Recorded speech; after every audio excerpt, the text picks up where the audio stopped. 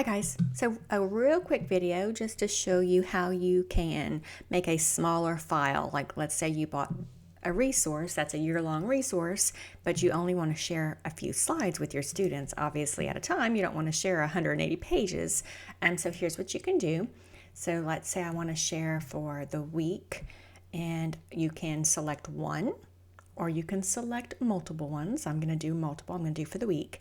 So I'm going to click on the first one that I want to share. Then I'm going to hold down, I'm on a Mac, so I'm going to hold down Command. You'll have to do it however yours works.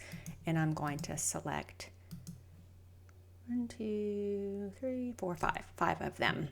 All right, and now I'm going to go to File. I'm going to do Make a Copy, and I'm going to do Selected Slides. I'm going to rename it, and then I'm going to click OK.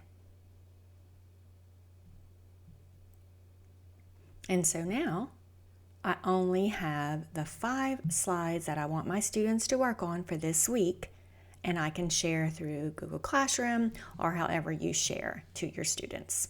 Hope that helped.